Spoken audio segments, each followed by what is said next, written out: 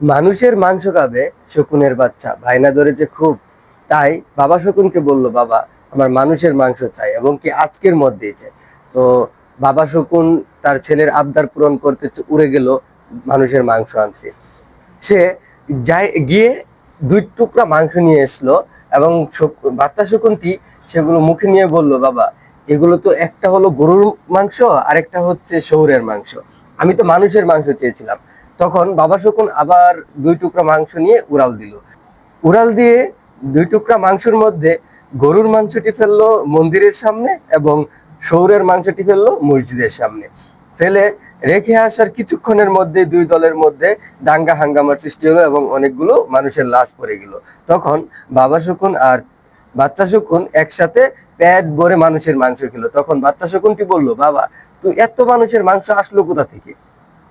তখন বাবা বলল বলল মানুষের ধর্মকে কেন্দ্র করে কোনো কিছু ঘটলে সেটা খুবই তীক্ষ্ণ হয় এবং খুব তাড়াতাড়ি ফলপ্রসূ পাওয়া যায়। বাচ্চা শকুন বলল, বাবা তাই বলে তুমি ধর্মকে ব্যবহার করলে?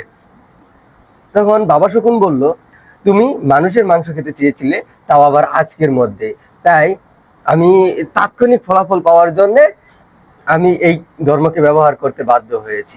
আর যদি তুমি শুধু মাংস খেতে চাইতে এবং কিছুদিনের মধ্যে হলেও চলতো, তাহলে আমি এটাকে রাজনীতিকে ব্যবহার করতাম।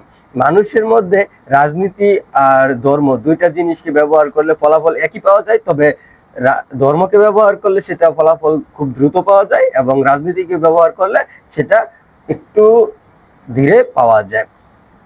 তখন বাচ্চা শকুনটি বলল, বাবা তোমার মাথায় তো অনেক বুদ্ধি। বাবা শকুনটি বলল যে, না বাবা, এসব বুদ্ধি আমার না, আমি এসব মানুষের কাছ থেকেই শিখেছি। মানুষ যখন ভালো হয় তখন সে ফেরেশতাকেও ছাড়িয়ে যায়, আর মানুষ যখন খারাপ হয় তখন সে পশুর থেকেও নিকৃষ্ট হয়, আর এটাকেই ব্যবহার করে রাজনীতি করা হয়।